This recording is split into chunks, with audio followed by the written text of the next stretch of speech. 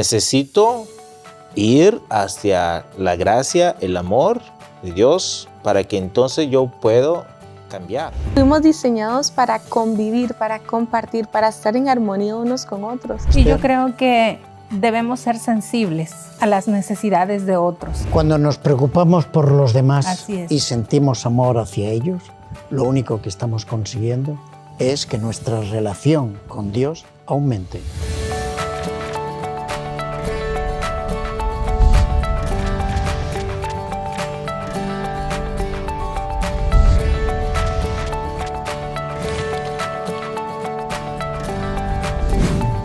Bienvenidos, queridos amigos, a un nuevo capítulo de la Escuela Sabática Universitaria.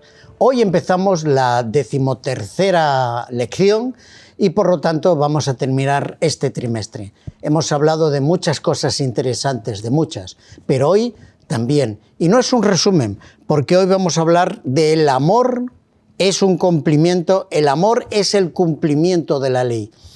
Y hoy con nosotros nos acompaña de nuevo nuestros queridos amigos y compañeros que me gustaría que se presentaran. Pero antes me gustaría que con la presentación pudieran contestar a una pregunta. El texto de Romanos 8 nos dice que no debamos nada a nadie. Es un fragmento del versículo. ¿Cómo podemos entender este principio en la actualidad? ¿Qué tal? Mi nombre es Esther Córdoba. Y creo que no es bueno, hablando financieramente, materialmente, creo que no es bueno tener deudas. Y en el contexto de la lección, yo creo que cuando se trata de dar amor, debemos darlo sin restricciones, que estemos satisfechos de haber dado todo, lo máximo. Muy bien. Hola, mi nombre es Cristóbal y la lección hace un contraste entre la deuda y el amor. No hay que tener deuda, pero del otro lado hay que amar. Y el amor es el fundamento de la ley de Dios, es la base de la ley de Dios. Muy bien. Mi nombre es Ruth Badilla y concuerdo con los compañeros, no debemos tener deudas, pero nunca vamos a alcanzar el límite en el pago, por decirlo de alguna manera, de nuestro amor al prójimo. El autor de esta lección nos introduce en un tema muy interesante y es la ley del amor. Durante todo el trimestre hemos estado barajando palabras como el amor, la ley, la justificación, la gracia, y me gustaría presentaros una reflexión que en estos días estaba yo dándole vueltas y pensaba que si el amor es el cumplimiento de la ley y el cumplimiento de la ley es un principio, entonces deberíamos amar por principio. Pero antes de pasar a la respuesta y a la reflexión, me gustaría pedirle a Esther que nos hiciera una oración.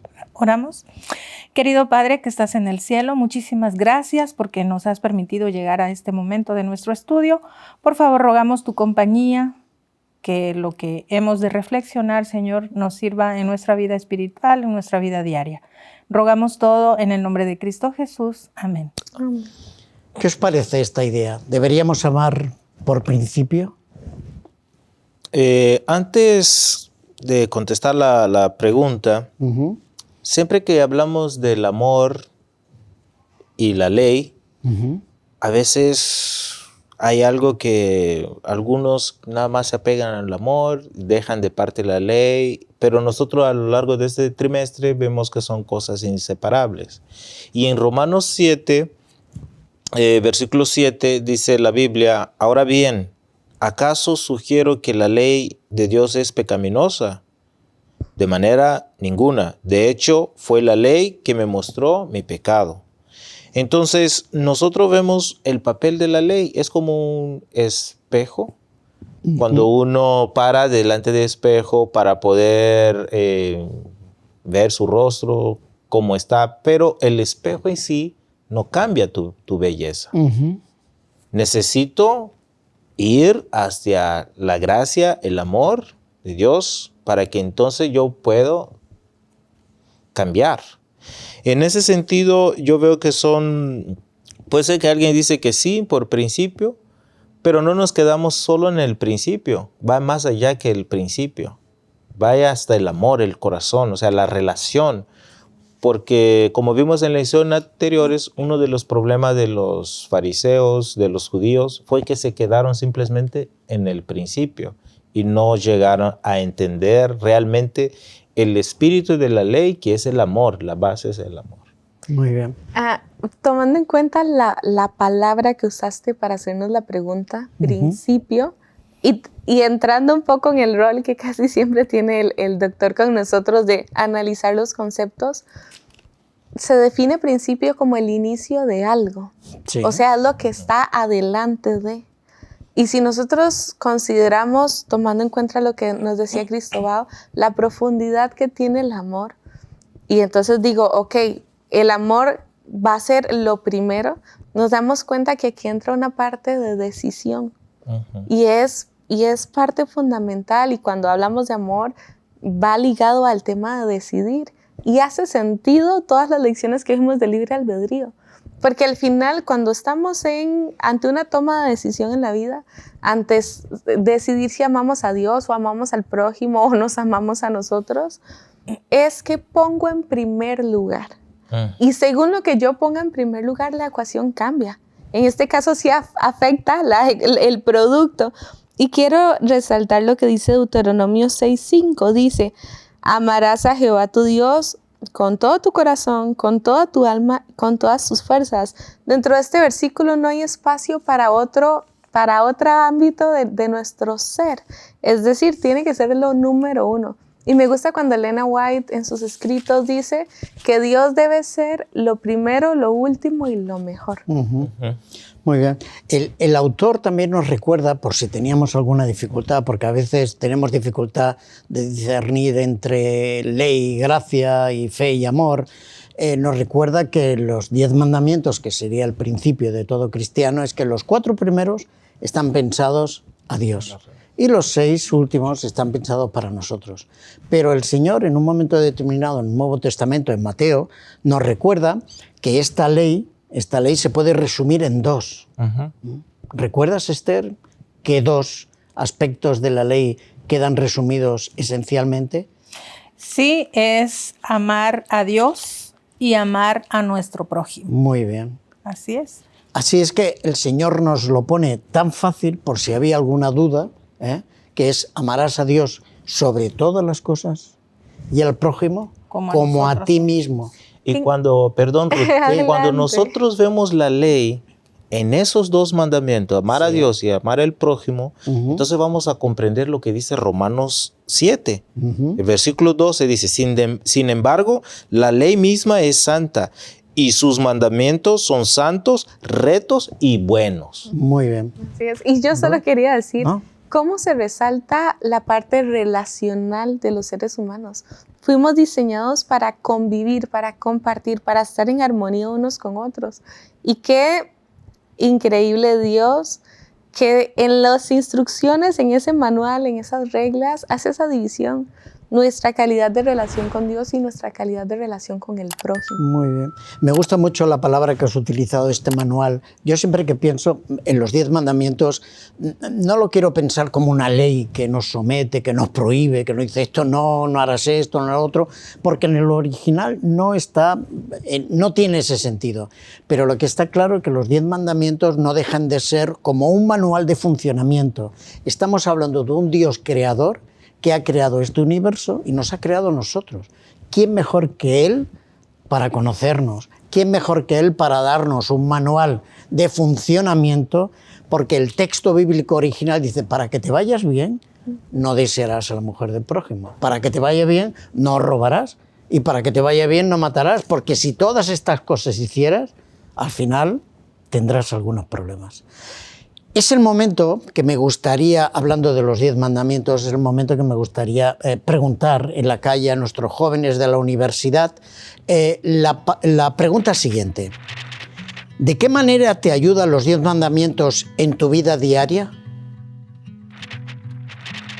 Para tener comunión con Dios y con los hombres, ya que literalmente los 10 mandamientos son una fuente de inspiración para nosotros para vivir en armonía en este mundo y para vivir en armonía con Dios. Para mí los 10 mandamientos son una base fundamental de la sociedad. Son la norma que tenemos de seguir para vivir todos como una familia, para vivir todos como una verdadera hermandad. Los 10 mandamientos me ayudan en mi vida diaria a ser una persona más honrada. Pues los 10 mandamientos a mí me ayudan a cumplir con las normas de Dios, me protegen también porque para eso también ayudan los 10 mandamientos, nos protegen del pecado y de las malas decisiones que nos pueden llevar a sufrir mucho aquí y a obtener pues consecuencias muy malas, a meternos en problemas y también pues protegen mis emociones y protegen mi sentir. Así que de esa forma es como me ayudan los 10 mandamientos. Los 10 mandamientos me ayudan en mi vida diaria a reflejar de Jesús y también de su evangelio para que los demás puedan saber más de él. Muchas gracias. Queremos darle al público que ha participado en esta encuesta, porque siempre son ideas que aportan contenido a nuestros comentarios, ¿no? Y hablando de comentarios y de ideas, nosotros que somos latinos y tenemos un origen griego, ¿no?, y posteriormente latino por nuestra lengua, y tal vez Cristóbal me entienda un poco, los griegos nos dejaron una cosa en nuestra mentalidad que nos permiten separar cuestiones tan unidas como, por ejemplo, la fe y las obras, o el cuerpo y el alma. Hoy en día, culturalmente podemos separar, y también podemos separar la ley y la gracia, aunque son inseparables, porque yo la pregunta que os lanzo, para reflexionarlo un poco, ¿podríamos tener amor sin ley? Yo creo que no son contrarias la una de la otra, ¿verdad? Antes bien, Dios es amor, pero también Dios es un Dios ordenado, ¿verdad? Entonces yo creo que ambas cumplen funciones distintas de acuerdo al amor y a la justicia de Dios. La ley me va a mostrar lo que debo hacer, qué necesidades tengo, ¿verdad? Es como un reflejo, pero el amor es el que realmente transforma mi corazón.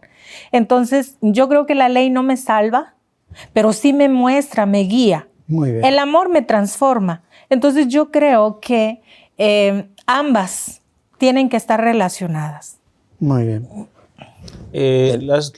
Separar el amor y la ley es contradictorio, porque es como tentar separar a Dios, porque las dos vienen de Dios.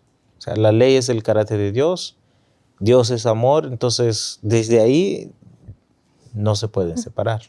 Creo que la duda empieza cuando vemos en la vida cotidiana personas que actúan, pero manifiestan en su discurso no amar a Dios, no tener ningún tipo de Dios en su vida, y entonces empieza esa dualidad. Entonces, ¿será que puedo hacer cosas buenas aunque yo no ame a Dios? Exactamente. Pero me gusta pensar en cómo vimos hace unas lecciones atrás, Dios se compara como un esposo y a la iglesia es la esposa. Y cuando desde la terapia de pareja vamos trabajando con un matrimonio, y hay conflicto, hay situaciones, hay problemas que resolver, empezamos a ver ciertos patrones, algunos aspectos básicos que en todas las parejas se dan. Cuando yo amo a mi pareja, yo hago las cosas que a él le gustan por amor y evito las cosas que les disgusta cuando hay un buen vínculo, cuando hay una relación sana. Y esto mismo aplica para nosotros con el guardar los mandamientos de Dios. No es que yo los voy a guardar porque tengo que y es para que me vaya bien y punto, porque lo podríamos tomar muy literal, sino porque yo amo a Dios, yo busco qué es lo que le agrada. Así como lo puedo hacer con mis amigos. Si yo sé, y pasa, por ejemplo, lo pongo en un contexto todavía más inmediato. De pronto aquí varios no somos mexicanos y nos va mal con el picante. No sé ustedes, a mí me va muy mal con el picante. Pero las amistades que he podido generar aquí en México, que son de México, de una vez cuando me van a servir algo dicen, eso no lo pruebe.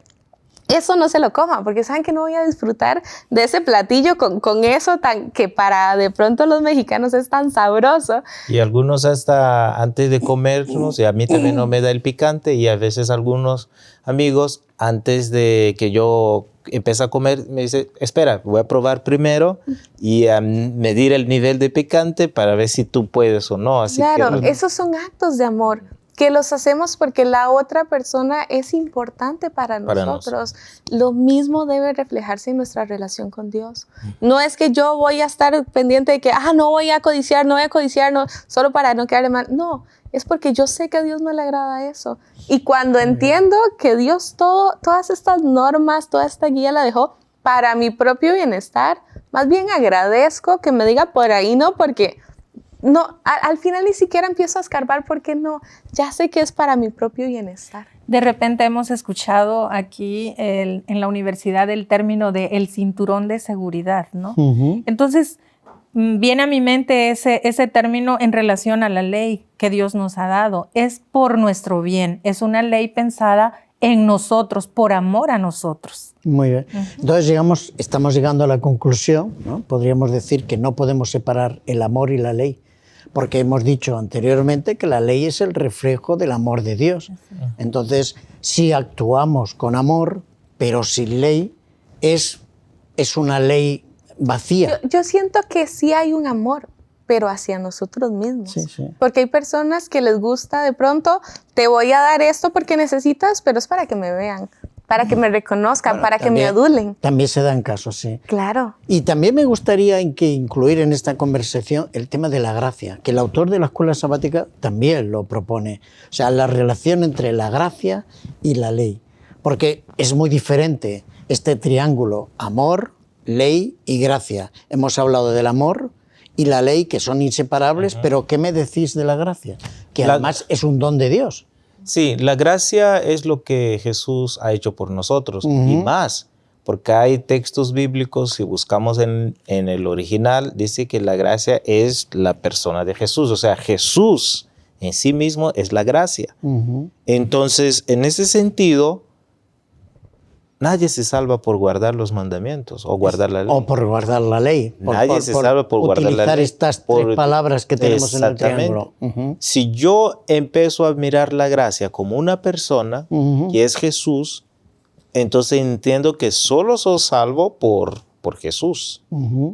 Entonces, y la Biblia lo muestra en varios versículos que en las lecciones anteriores hemos hablado, ¿no? Primero hay que amar a Dios. Y dice, si me amáis, guardaréis mis mandamientos. O sea, la ley viene en el contexto, Ruth lo explicó muy bien, y el ejemplo fue muy fuerte, porque la ley viene en el contexto, el cumplimiento de la ley viene en el contexto de la relación. Muy bien. La relación con Dios. Y esa relación empieza desde el momento que yo acepto la gracia. Muy bien. O sea, tenemos un triángulo interesante, que es el amor, la ley y la gracia. Y claro, y nuestras propias acciones, nuestras propias obras no pueden vincular estas primeras dos, el amor y la ley, no van a ser perfectas desde nuestras propias acciones. Y yo siento que en lugar de ser un triángulo, la gracia viene a reparar esa brecha que se genera desde nuestra naturaleza humana, esa separación entre amor y ley. La gracia viene y es el vínculo que los une, haciendo lo que nosotros por nuestra propia cuenta no podemos hacer. Muy bien, aprovechando las palabras de Ruth, cambiamos el gráfico del triángulo por un gráfico lineal. Tenemos la ley y el amor. Se ha roto y la gracia es la que hace el puente entre el amor de Dios y el cumplimiento de la ley. No pudimos cumplir la ley porque somos imperfectos, pero el amor de Dios que ha puesto para que ese cumplimiento pueda ser real, la gracia, la muerte de su hijo. Así es que me parece muy interesante. Sería circular por la relación, ¿no? Que sea constante. Ahora tenemos un círculo. Sí, que sea constante. Bueno, sí, que sea constante. ¿Vale? Muy bien. Bueno, que nuestros queridos amigos lleguen a conclusión si lo ven como un triángulo, un lineal o un circular. Pero lo que vamos a hacer es preguntarle a nuestro experto sobre este tema que me parece tan interesante. Y llegado el momento, le lanzamos esta pregunta. ¿Qué separa las ovejas de las cabras en Mateo 25, 31 al 46? ¿Cómo podemos entender lo que Jesús dice aquí, sin caer en el error de la salvación por obras? Estamos cerrando la lección de este trimestre. Y qué mejor manera de empezar esta primavera con lo que hemos estudiado durante esta semana. Y la pregunta nos invita a considerar la parábola de las ovejas y los machos cabríos, las cabras. Y todo se resume en eso. La pregunta es, ¿y lo que ellos hacen que define el destino de ellos es lo que ellos hicieron por otras personas? Estuve desnudo, estuve en la cárcel, estuve enfermo y tú me visitaste, tú me ayudaste. Porque al final allí se resume el verdadero cristianismo, en las acciones que nosotros hacemos por las otras personas. En esas cosas sencillas, no necesariamente ser un misionero, que sería excelente, viajar a otro país, ir a trabajar tiempo completo a personas que no conocen a Jesús, pero también en el trabajo que usted hace con su vecino, decirle unas palabras, dedicar un tiempo a una pequeña oración, de compartirle un poco de comida, de darle una ayuda a un muchacho, a quien sea, de dinero, para solventar situaciones. Esos detalles son la manifestación del amor de Dios. Y allí es donde se resume la ley del cielo, como dice el libro El Camino a Cristo, que la ley del cielo es el servicio. Y es ayudar a los demás, servir a los demás, donde se manifiesta, motivado no por justificación propia, no por ganarme el cielo, sino motivado por un amor sincero a los demás. Y ese amor sincero nace por el amor de Cristo hacia nosotros, que rebota o se refleja en el amor que nosotros manifestamos en nuestra relación con nuestro prójimo. Damos gracias al experto por su respuesta, tan entendible y simple a la vez como la que estamos desarrollando en la lección de esta semana. Estamos acabando el trimestre y como conclusión el autor de todo el trimestre nos propone una frase fundamental: sobre todo, ámense unos a otros. Porque el amor, hemos estado girando sobre él y nos hemos llegado a la conclusión que ya sea lineal, sea triangular o sea circular, el amor es la esencia del cristianismo. Si no hay amor, no puede existir nada. Así que me gustaría que pudiéramos hacer un comentario breve por el tiempo que nos queda para ir concluyendo no solamente la lección de esta semana, sino todo el trimestre. Me gustaría hacer referencia a 1 Corintios 13:1. Dice, si yo hablara lenguas humanas y angélicas y no tengo amor, vengo a ser como metal que resuena o címbalo que retiñe.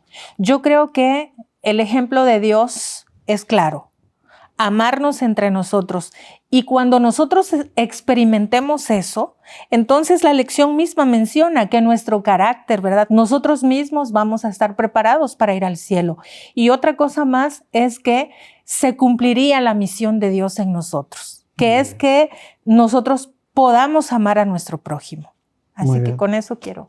La lección viene, esta lección específicamente viene para cumplir o esclarecer o nos hacer comprender un versículo muy hermoso de la Biblia, que a veces lo pasamos de alto, es Hebreos 10:24 y la lección lo mencionó. Y dice, pensemos en maneras de motivarnos unos a otros, a realizar actos de amor y bondad. Hemos hablado mucho de la manera como Dios nos ama. Hemos hablado que el amor es la base de todo, es el medio por el cual Dios usó para poder rescatarnos. Hemos hablado que si alguien dice que ama a Dios y no ama a su próximo, es mentiroso. O sea, vemos el amor en todo. Pero nos toca animarnos unos a otros, realizarnos obras de amor que sean buenas. Ya sabemos que somos salvos por la gracia, pero este estilo de vida nos va a acercar más a Dios. Es algo relacional, algo constante, que no podemos perder de vista. Se termina un trimestre, un estudio de 3 lecciones, pero el amor no se termina, seguirá para siempre. Muy bien. Y es que la misma Biblia hace énfasis en que si recibimos de gracia, debemos dar de gracia. Y va a ir naciendo en el corazón conforme podamos imitar el carácter de Jesús. Ese carácter se va a transformar en nuestras acciones cotidianas, no solo en nuestra relación hacia Él, sino también hacia el prójimo, pero seamos realistas. De pronto no hemos nacido en un hogar edénico, venimos de familias marcadas por el pecado. de contextos donde el mal nos presiona, nos aflige. Y como seres sociales, como seres relacionales, a veces es difícil poner en práctica ese amor. Y me gusta mucho que en Primera de Pedro, el capítulo 4 y el versículo 7, que lo traía al final, la lección de esta semana, nos hace un llamado de que el ferviente amor cubre multitud de pecados. Es decir, el ferviente amor nos va desarrollando esa paciencia que necesitamos para amar de forma práctica, para poder convivir, tener mejores relaciones, que no es fácil y que esto no excusa cualquier tipo de pecado ajeno que me haga daño, porque sabemos que somos preciosos para Dios y Él nos cuida y Él nos protege y Él nos ama, y esto no excusa a que cualquiera quiera pasar por encima de nosotros, porque estaría pasando por encima de ese amor de Dios, pero nos ayuda a ser tolerantes con las demás personas, a poder otorgar el perdón aún para aquellos que no lo merecen, sabiendo que quienes somos más beneficiados somos nosotros mismos. Muy bien, estamos llegando casi al final y el autor, supongo que conscientemente, ha titulado la última lección Amémonos unos a otros, porque esa es la esencia del cristianismo. La ley, para nosotros, es imposible cumplirla. Si no hubiera amor, no tendríamos tampoco la gracia de Jesús, que vino a morir por cada uno de nosotros. Así que el amor es la esencia del Evangelio, es la esencia de todo lo que nos rodea. Es la esencia del cristianismo, y así como Cristo nos amó, nosotros debemos amar, empezando con cosas sencillas como un saludo en casa, o sea, y cada vez más nos acercamos a este amor perfecto de Dios. Muy bien. Las personas que nos rodean solo podrán conocer que somos discípulos de Jesús si nosotros reflejamos el amor de Jesús. Muy bien. Y yo creo que debemos ser sensibles a las necesidades de otros, y eso nos va a ayudar a mirar a nuestro alrededor y ver cuánto tenemos, cuánto nos da Dios, para que podamos ser capaces de poder compartir con otros. Cuando nos preocupamos por los demás y sentimos amor hacia ellos, lo único que estamos consiguiendo es que nuestra relación con Dios aumente, porque Dios es amor y estamos trabajando dentro de este círculo. Así que muchas gracias, queridos amigos, por la atención y la compañía en esta lección, y esperamos en el próximo trimestre un nuevo programa de Escuela Sabática Universitaria.